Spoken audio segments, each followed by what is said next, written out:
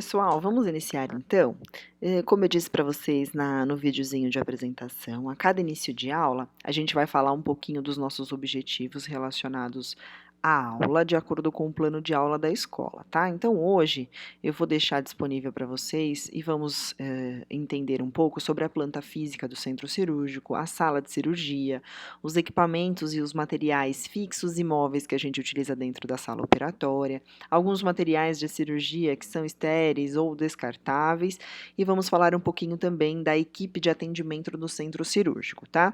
Tudo isso está disponível para vocês no material didático, que é o livro do volume 2, a partir da página 430. O que eu vou pedir para vocês? Acompanharem este material lá no livro e se organizarem para procurar esse material nas páginas. São poucas páginas relacionadas a centro cirúrgico lá, mas elas não estão em ordem, então vocês precisam prestar atenção no que estão lendo lá, certo? No término de todas as nossas aulas, eu vou deixar disponível para vocês responderem um questionário relacionado à aula para reforçar o que a gente aprendeu e vai servir também como base de estudo para vocês para as nossas provas, certo? Eu vou deixar agora vocês assistirem um vídeo que ele mostra mais ou menos o que vocês me dizem que está relacionado à expectativa de vocês em relação ao centro cirúrgico. O que vocês acham que é um centro cirúrgico quando a gente pergunta? Então, assistam esse vídeo aí, que nada mais é, na verdade, do que uma cirurgia propriamente dita.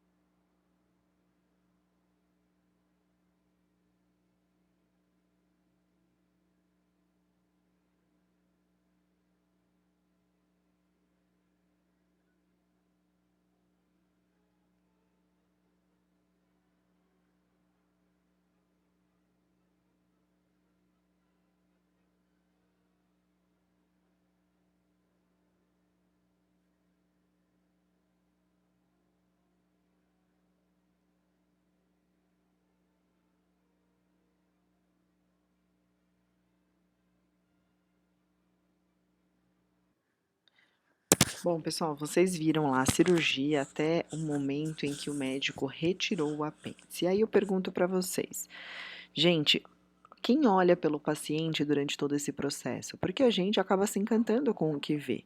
Então, vejam, eu coloquei esse vídeo para vocês para justamente diminuir um pouquinho da ansiedade do que é ver uma sala, uma cirurgia propriamente dita, e a gente passar a dar atenção ao cuidado com o paciente, porque nesse momento o paciente está sob total cuidados da enfermagem e da equipe que está atendendo ele.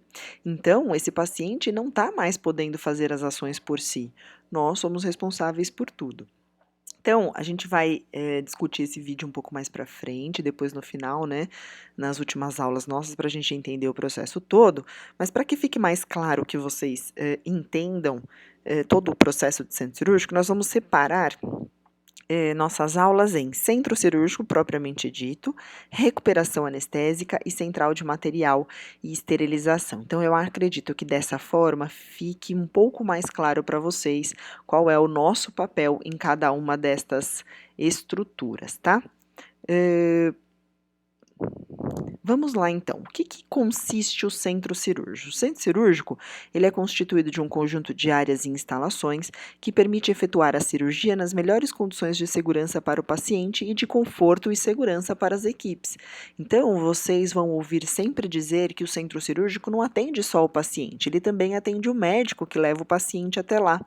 Por isso que a gente precisa garantir tudo isso, uma estrutura e um atendimento adequado para as duas partes. A recuperação anestésica ela é definida como um setor do centro cirúrgico, ou seja, sem recuperação anestésica não há centro cirúrgico e vice-versa, onde são dispostos os cuidados intensivos logo após o término da anestesia e da cirurgia.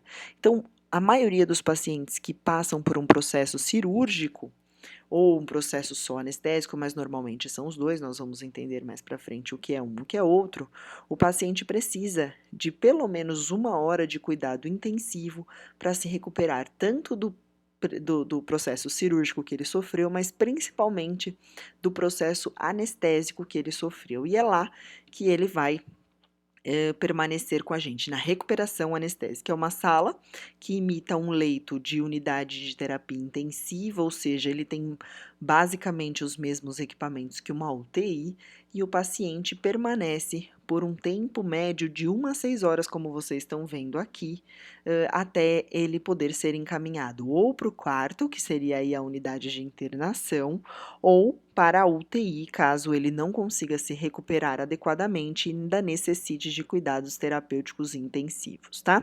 E por último, a gente vai ver também um pouco sobre central de material e esterilização, que é o responsável pelo processamento de todos os artigos médicos hospitalares, desde a sua limpeza até a seleção, de acordo com a integridade dele, funcionalidade e o acondicionamento em embalagens adequadas para poder ser esterilizado e redistribuído às unidades consumidoras. Então, a central de material, ela atende não só o centro cirúrgico, ela atende o hospital inteiro. Então, lá no pronto-socorro, o médico precisou de um kit de pinças para poder fazer uma sutura, ele vai retirar esse material lá da central de material e esterilização. Então, a central de material esterilizado é um setor que nós do centro cirúrgico atuamos diretamente e que atende o hospital como um todo. Bom, falando um pouquinho sobre a estrutura física do centro cirúrgico, vocês sempre vão ver essa disposição aqui. Nós temos uma entrada para funcionários e médicos e uma entrada para pacientes. Por que não é a mesma entrada? Porque a forma de entrar é diferente. Então, aqui na entrada de funcionários e médicos, existe um vestiário. Esse vestiário serve para que o médico e o pessoal da enfermagem, ou todos que adentrem ao centro cirúrgico, possam fazer a troca de roupa para um uniforme privativo, e eu vou mostrar mais para frente para vocês o que é esse uniforme privativo. Já a entrada de pacientes não tem vestiário, o paciente entra de maca e precisa normalmente ser uma entrada possível de se passar esta maca. E quais são, então, os profissionais que atuam na unidade de centro cirúrgico? Porque aqui não é só enfermagem, né? Nós temos a equipe médica, que é composta por médicos cirurgiões e anestesiologistas. Então, ainda existe uma crença de que anestesista não é médico. Sim, anestesia é uma especialidade médica, assim como cirurgia também é uma especialidade médica. O médico, quando ele se forma na faculdade de medicina, ele tem o título de clínico geral. Ele sai dali com o título de clínico geral. Se ele quiser se especificar em cirurgia de cabeça, por exemplo, ele precisa fazer uma residência, ou seja, uma especialização em neurocirurgia. Se ele quiser ser um neurologista clínico, ou seja, não operar, mas ainda assim cuidar de problemas neurológicos, ele precisa fazer uma residência, ou seja, uma especialização em neurologia clínica. Então, nós temos de médicos os cirurgiões e os anestesiologistas. Da equipe de enfermagem, ela sempre é composta por enfermeiros, técnicos de enfermagem e auxiliares de enfermagem. Aqui eu faço um adendo porque hoje em dia vocês vão ver que nas instituições aqui de São Paulo, privadas principalmente, quase que o auxiliar de enfermagem já não tem um papel mais tão atuante na assistência direta ao paciente. Então, para ser o tal circulante de sala, que a gente vai falar do papel de cada um, para estar dentro de sala operatória, prestando cuidado direto ao paciente, hoje os hospitais aqui da capital de São Paulo, principalmente, elas exigem que o profissional tenha pelo menos técnico de enfermagem. Então, os auxiliares, eles até têm atuação no centro cirúrgico, mas vocês vão ouvir dizer por aí, funciona-se mais como o pessoal do transporte, ou seja, os maqueiros é o nome popular que se tem para o pessoal que é auxiliar de enfermagem dentro do centro cirúrgico. E nós temos ainda as equipes de apoio, ou seja, os auxiliares de limpeza e os auxiliares administrativos. Nenhum deles tem contato direto com o paciente, mas sem eles a gente não consegue dar continuidade ao atendimento ao paciente. Então, voltando lá à entrada, ó, veja, o profissional tanto o médico, o enfermeiro ou o pessoal da higiene, quem precisar entrar no centro cirúrgico, fará isso através do vestiário. Então, o vestiário é um local destinado para que ele faça a troca da roupa. E veja aqui que roupa, aquela que eu disse a vocês, a roupa privativa, que é um vestuário apropriado para a unidade fechada, que o centro cirúrgico faz parte dessa categoria de unidade fechada. Então, aqui vocês estão vendo diversas cores, porque os hospitais, principalmente os privados, mas os hospitais públicos também fazem isso, diferenciam o profissional de acordo com a cor da roupa, para que fique fácil a identificação, mas não isenta o profissional de utilizar um crachá. Reparem que a maioria deles aqui está portando o crachá com nome e função, tá? Mas a roupa serve para, a cor, né, da roupa serve para facilitar a visualização da equipe dentro do setor, tá? Então, normalmente médico é verde, técnicos e auxiliares azul claro, enfermeiro azul um pouco mais escuro, pessoal da hotelaria, né, que é o pessoal da higiene, é marronzinho, o pessoal de cinza, sei lá o que cor que é essa aqui, acho que é um cinza, né? Normalmente é o pessoal da manutenção ou engenharia clínica, que é um serviço de apoio também, e aqui fica a cargo das nutricionistas, fisioterapeutas, que podem ter um papel atuante no centro cirúrgico. Lembrem-se, eu não estou dizendo que as cores são regras, tá? Normalmente é essa sequência de cores que se segue, mas cada hospital tem a liberdade de poder atuar como quiser em relação às cores. E quais são os pacientes atendidos numa unidade de centro cirúrgico? Bom, eles variam. Existem centros cirúrgicos especializados só em pacientes pediátricos e já outros especializados somente em pacientes adultos. E tem centros cirúrgicos que são mistos, ou seja, atende tanto paciente pediátrico quanto paciente adulto. O que muda? Principalmente a equipe médica cirurgiã, que precisa ser especialista em pediatria. Ou só especialista em paciente adulto. Para nós da enfermagem, pouco muda, porque nós aprendemos a trabalhar tanto com adultos como com crianças. Então, para nós, não faz tanta diferença em especialização. Mas a gente precisa sim saber que existem centros cirúrgicos direcionados a atender somente um dos públicos. Bom, falando então, dando continuidade à estrutura física, sempre terá um conforto médico, ou seja, um local destinado ao descanso e alimentação da equipe médica, e um conforto de enfermagem, que é o local destinado ao descanso e alimentação da equipe de enfermagem. Aqui, quando a gente fala em descanso, a gente tem que lembrar um pouco das jornadas de trabalho, tá, pessoal? Jornada de trabalho da enfermagem, ela pode ser, eu vou falar em horas diárias, pode ser de 6 horas, de 8 horas, de 12 horas, tá? Dependendo da carga horária, e normalmente centro cirúrgico é 6 horas, nós temos direito, pelas leis trabalhistas, a 15 minutos de descanso. Então, por isso que vocês veem aqui, ó, que é só uma cadeirinha, porque é o tempo de tomar o café, que é o tempo que a gente tem de descanso. Para a equipe médica, às vezes essas cargas horárias mudam, né? Eles são autônomos, então eles podem fazer 24, 48, 72 horas de plantão. E aí, às vezes, é necessário, além da disposição deste conforto, que eles tenham um dormitório para poder passar a noite no hospital. Claro, tudo isso, gente, vai variar de um hospital para outro, tá? Nós temos também o posto de enfermagem, que é um local destinado ao controle administrativo do centro cirúrgico, então normalmente é no posto que vocês verão os computadores, tá? E tem o lavabo.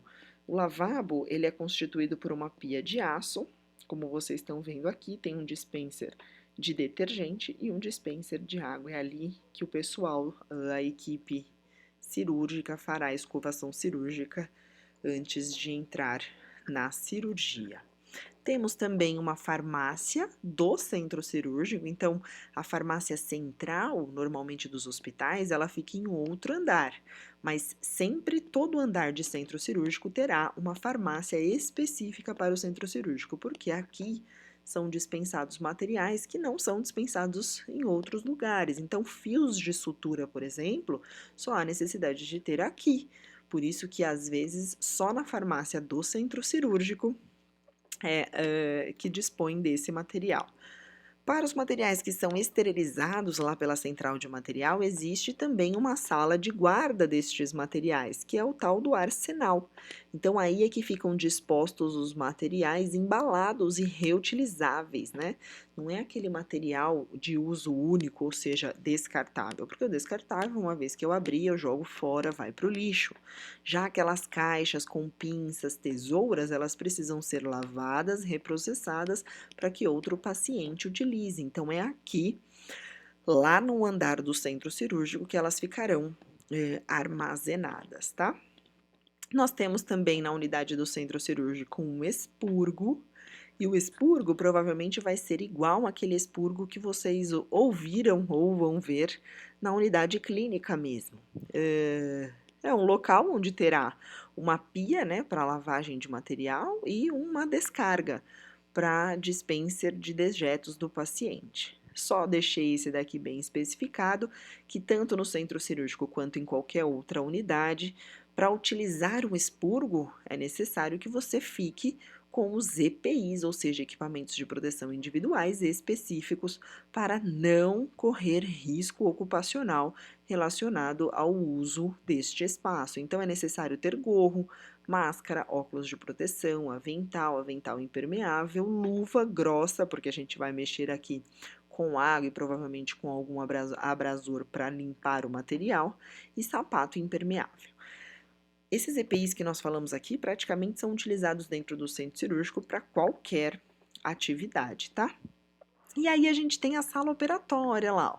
A sala operatória é o local destinado à realização do procedimento cirúrgico. Reparem que é um local bastante amplo, com bastante iluminação, com equipamentos que são próprios só dessa sala. Então, aqui eu tenho um foco de luz, porque além da iluminação da sala, é necessário direcionar a luz para onde o médico vai operar. Nós temos uma mesa que proporciona várias posições para que o médico opere com mais facilidade.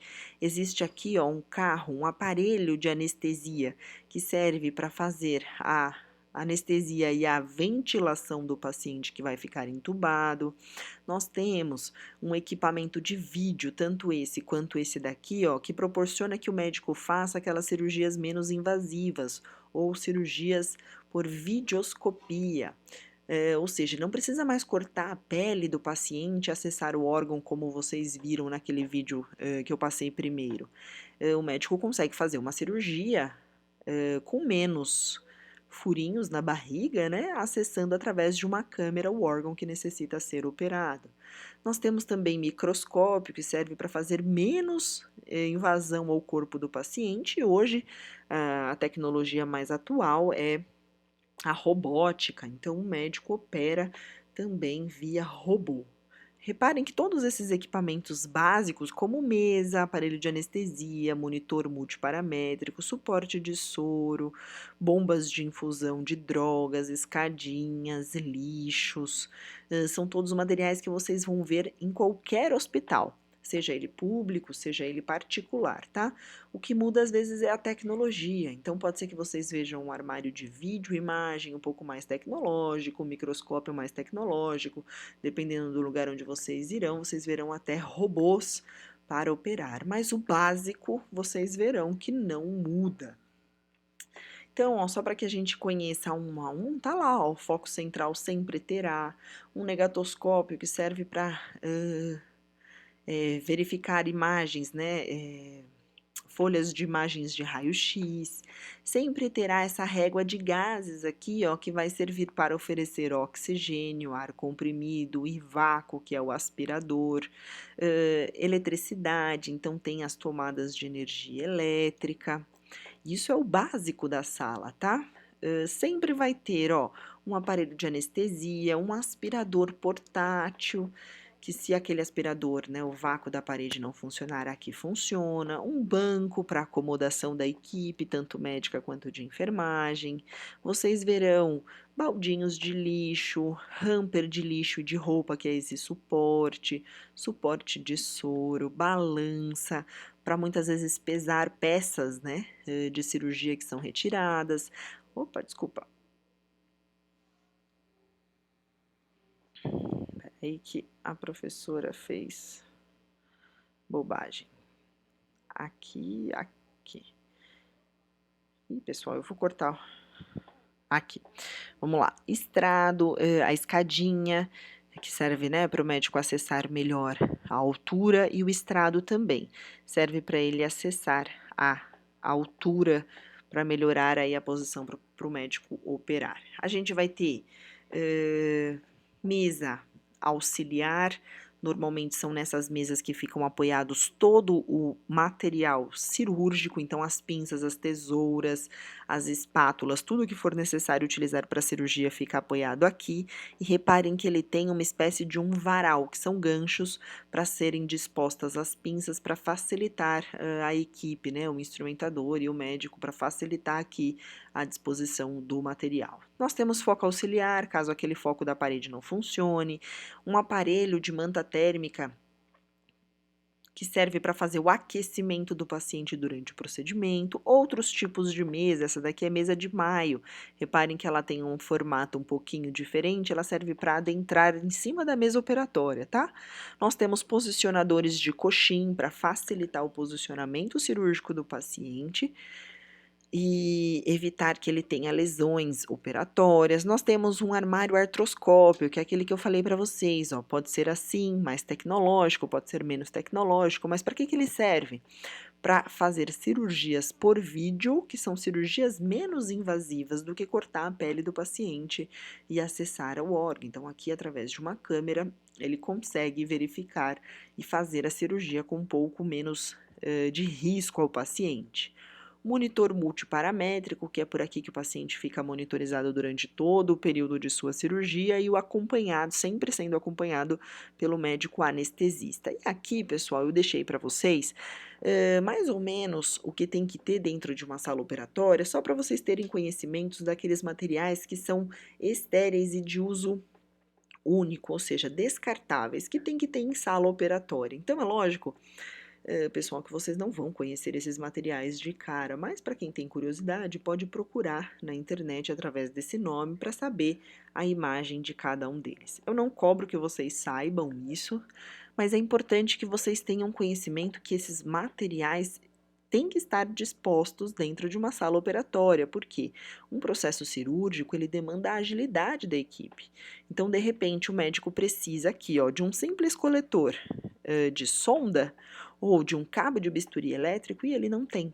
Então, há algumas situações não permite que o médico espere. Por quê? Porque o paciente está em um momento crítico. Então, é necessário que a gente tenha todos estes materiais dispostos, disponíveis em uma sala operatória.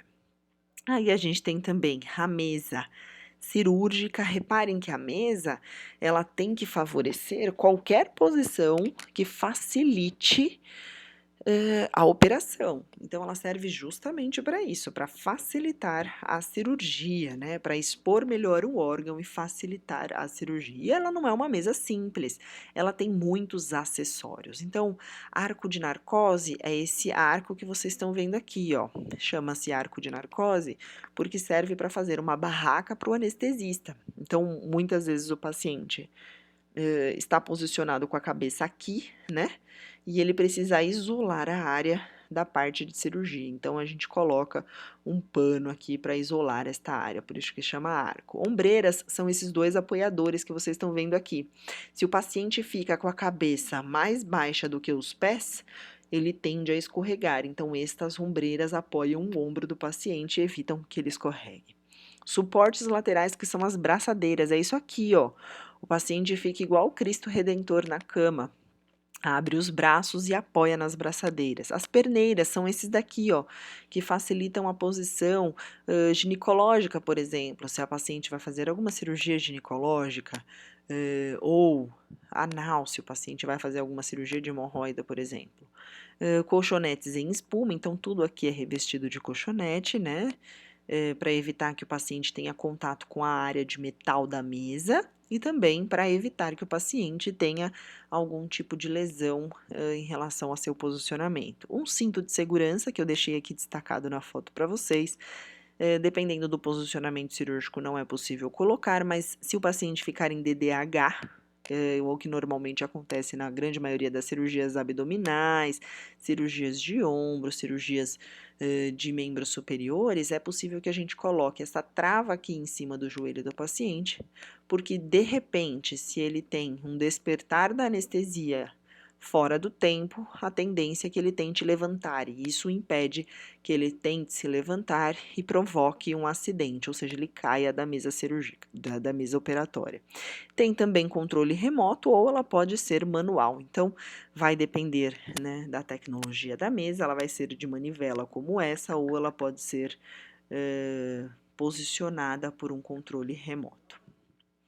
E aí eu deixei aqui para vocês, só para a gente começar a entender qual é nosso papel em relação a tudo o que acontece dentro do centro cirúrgico, um dos principais cuidados que a gente tem que ter em relação ao posicionamento do paciente. Então, olha lá, ó, a gente auxilia no posicionamento, a gente garante que o metal não entre em contato com a pele e a gente protege todas as proeminências ósseas com aqueles coxins, por exemplo, que nós vimos de posicionamento um pouquinho atrás. Aqui eu deixei para vocês o nome de alguns posicionamentos cirúrgicos. Então, Trendelenburg significa que a cabeça do paciente vai ficar abaixo do nível dos pés. Então, imagine que aqui está a cabeça e aqui está os pés. Quando eu falo que é Trendelenburg, significa que a cabeça está a um nível mais baixo que os pés. Quando é Trendelenburg reverso, significa o contrário. A cabeça está mais alta em relação ao nível dos pés. Essa posição aqui também chama-se proclive, do jeito que eu estou falando mesmo. Podem anotar, proclive, tá? Então, ou é reverso, Trendelenburg reverso, ou é proclive.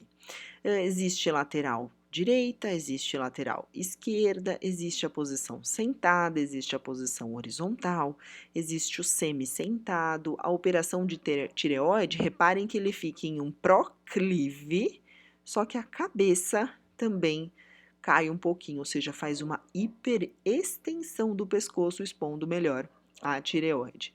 E existe a flexão abdominal. Essa daqui, normalmente, ela é utilizada, esta daqui e esta daqui, semi-sentado ou flexão abdominal, normalmente elas são utilizadas para cirurgias plásticas, em que a mulher tem que ficar com a barriga um pouco flexionada para evitar que estoure, né, que estoure todos os pontos. Então, cada uma dessas posições terá, sim, uma função específica, mas não adianta a gente tentar ver todas aqui, porque vocês verão melhor acompanhando cada cirurgia lá na prática. Bom, um outro equipamento que a gente tem que se preocupar bastante dentro dessa sala operatória é o bisturi elétrico. O bisturi elétrico, o nome já diz, ele é bisturi, se ele é bisturi, ele corta. Se ele é elétrico, significa que ele corta através da energia elétrica. E ele só corta? Não. Ele é utilizado porque ele também tem a função de fazer a coagulação da região. Então, eu vou pedir para vocês reverem lá no livro de fisiologia de vocês o que é coagulação, para vocês entenderem o que é, mas basicamente é interromper o sangramento. Então, o médico, ele vai cortando e ao mesmo tempo que ele corta, ele já vai cauterizando, ou seja, coagulando aquela região para evitar que aquela região sangre demais e o paciente perca sangue durante a cirurgia, tá? Esse equipamento, ele vem com alguns adicionais, né, com alguns acessórios. Um deles é a placa dispersiva, outro é o pedal e outro é a caneta monopolar. Reparem que a placa dispersiva, ela é um equipamento autoadesivo, como vocês estão vendo aqui, ó. Eu retiro, né, essa proteção branca e ela pode ser colada no paciente. E ela serve justamente para dispersar, como o nome diz, a energia que vem do bisturi. Então, como ele é elétrico, toda vez que o médico aciona, né, através dos pedais aqui, a caneta, ele direciona, né? Vamos supor que ele direcione lá para a região do abdômen do paciente. E aí, direcionando para a região do abdômen do paciente, ele está fazendo uma descarga elétrica nessa região. Essa descarga elétrica, ela vai percorrer todo o corpo do paciente. E aí, ela só será neutralizada quando ela encontra a placa dispersiva. Então, por isso que a gente tem que posicionar adequadamente a placa dispersiva. E aí, agora eu vou pedir para vocês anotarem aí.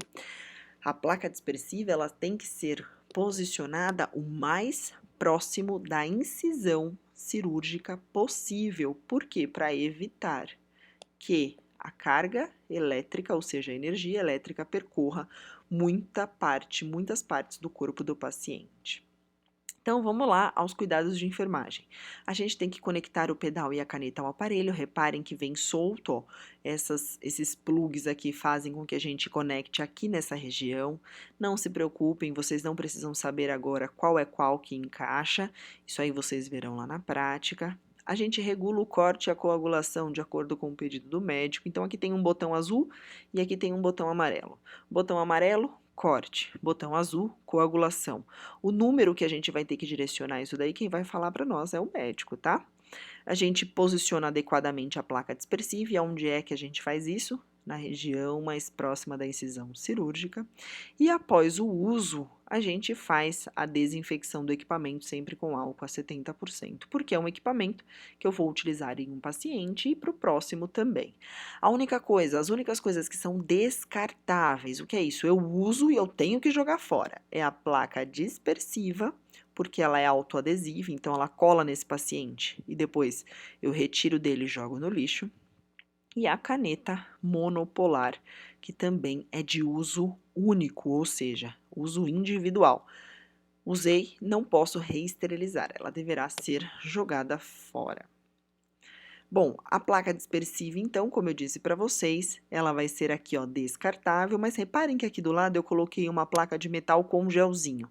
Por que eu deixei essa imagem aqui para vocês? Porque pode ser que em alguns hospitais públicos ainda exista esse modelo, que não é mais recomendado, mas pode ser que exista esse modelo. Então, aqui qual é a diferença? Essa não é autoadesiva, precisa colocar um gel, e aí esse gel vai fazer o contato para a proteção da pele do paciente. Se ela for autoadesiva, basta colar.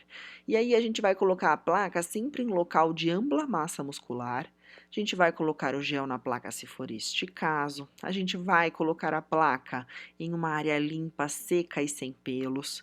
A gente deve colocar a placa o mais próximo possível do local a ser operado e deve ser colocada só depois que o paciente já está na posição definitiva para a cirurgia, para evitar que essa placa fique mal colada ou mal posicionada.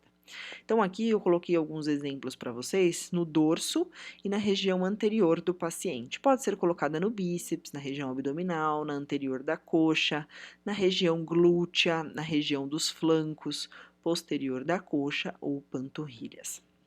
Reparem que eu falei para vocês o nome das regiões do corpo. Então, em prova, também deverá ser colocado assim. Ah, é na região da barriga? Não. Na região da coxa? Não. Região anterior da coxa, região abdominal, região do bíceps, região do flanco, região posterior da coxa, região glútea e panturrilha, certo? Bom, o último equipamento que eu vou ver com vocês é o desfibrilador ou cardioversor, que vocês já devem ter visto, aí eu não posso afirmar, vocês que vão dizer para mim depois, lá nas aulas de urgência e emergência. Ele serve para uma situação emergencial, né, em que o paciente precisa receber uma descarga elétrica ou não, né, mas ele está em uma condição crítica de parada cardíaca. Então, sendo o centro cirúrgico uma unidade de cuidados intensivos, é necessário ter, sim, um equipamento desse. Qual é o nosso cuidado em relação a ele? Posicionar as placas, ou pás, como são chamadas, e regular a voltagem. Então, a gente é que fica responsável por ligar o aparelho na energia, ligar as pás no aparelho, tá vendo que elas estão soltas aqui, colocar gel na placa, assim como a gente colocou gel lá na placa dispersiva, aqui também é necessário colocar gel. A gente regula a voltagem de acordo com a solicitação médica e a gente, após o uso, realiza a desinfecção do produto, né, do equipamento com álcool a 70. Só vou fazer um adendo bem breve aqui para lembrar vocês que nós da enfermagem não descarregamos este aparelho, ou seja, a gente não aperta o choque em uma situação emergencial. O único responsável por apertar o choque é o médico. O que a gente faz é regular a voltagem para a utilização do equipamento. Isso, eu vou deixar aqui o término da nossa aula e a gente volta então na aula que vem para iniciar os períodos perioperatórios, ou seja, a gente vai ver como que atende o paciente desde o período pré, no período transoperatório e no período pós-operatório. Vou pedir para vocês acessarem o livro, para vocês terem a complementação do conteúdo e responderem o questionário no final agora desse vídeo. Até já, pessoal!